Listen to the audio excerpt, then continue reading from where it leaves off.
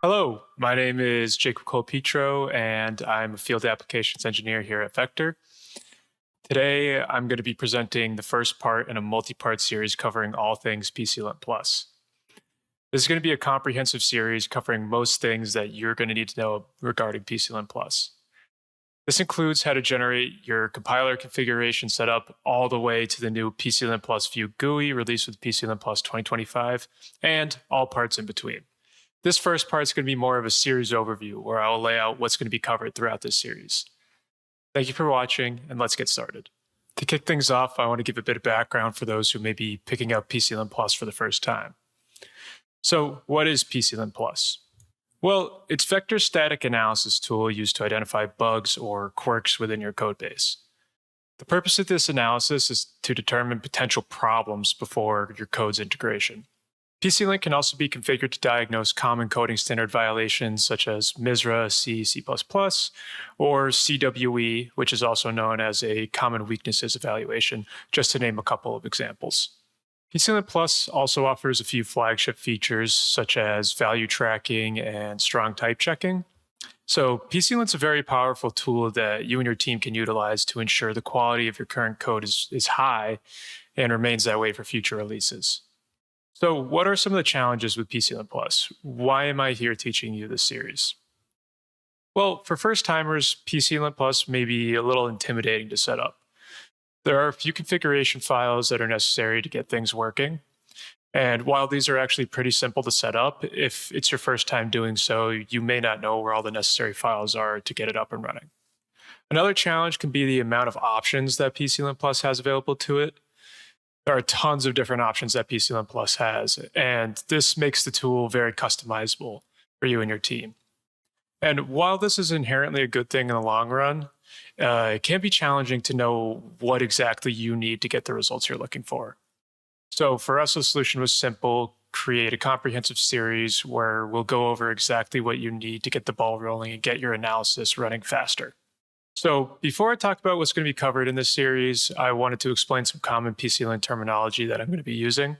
The first is PC-lint Plus, or PC-lint, as I'll shorten it to quite a bit throughout the series. I've already explained this, but I'd like to reiterate.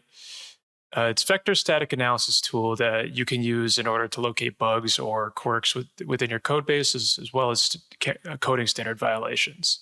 The next term is PC-lint Plus View. This is a new feature for PC-lint Plus as of PC-lint 2025. It's a front-end GUI that you can use to display findings and other analytics in a more digestible format. The next term is indirect files, or lint files, as you may also hear me call them.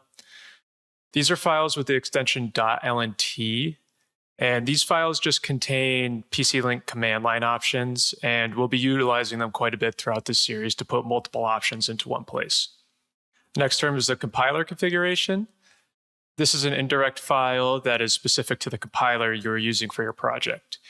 It will contain information such as type sizes, the locations of system headers, and macros that your compiler may be using.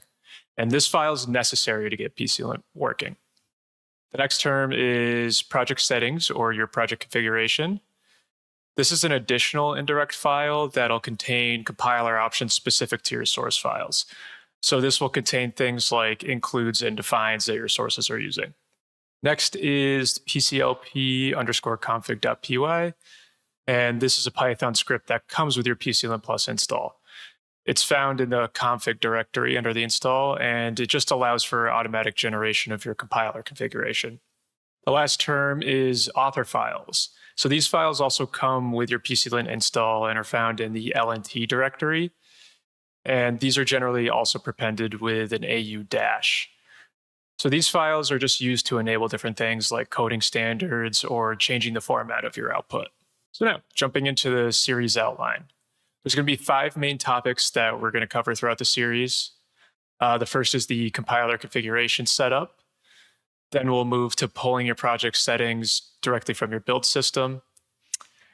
Next, we'll cover additional useful PC-lint Plus options. Then we'll move on to different IDE integrations that you can do just by changing your PC-lint output format.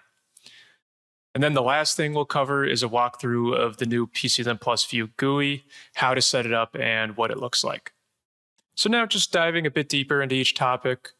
For the compiler configuration part, we're going to cover how this file can be generated by utilizing that pclp_config.py script I mentioned earlier. For this section, I'll be using a GCC compiler, and I will all throughout the series. But everything that I'm going to be doing can be done with virtually any C++ compiler. So I'll show typical inputs to this script and what it actually will output. Next portion to cover will how to get your project's compiler options into your PC-lint setup. This can be done by either utilizing our Imposter program, which comes with your PC-lint install, or a compiler database like a compile commands.json if you have access to a file like that. Next, we'll cover some additional PC-lint options. So you'll see some useful options in this video, such as message suppressions, how to use the author files to check for coding standards, output formatting, enabling other metrics like a stack or thread report, things like that, useful options. We'll then dig into different IDE integrations. So PC-lint can be integrated with a number of different IDEs, but for the purpose of this series, I'm going to cover how to integrate with Eclipse-based IDEs and VS Code.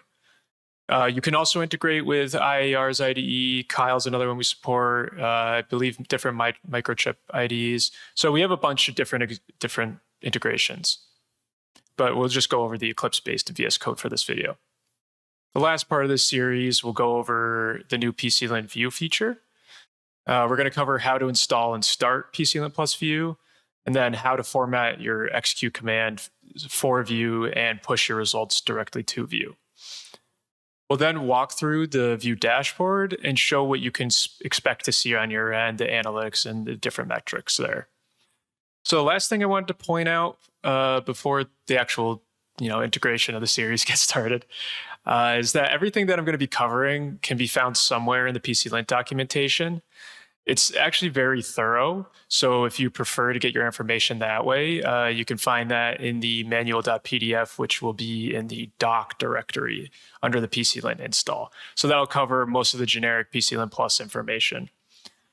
The information specific to PC-lint Plus View can be found at the link that's on this slide, and we'll add that to the description below this video. So thank you again for taking the time to watch this video. I look forward to the rest of the series where we'll turn PC-lint beginners into masters.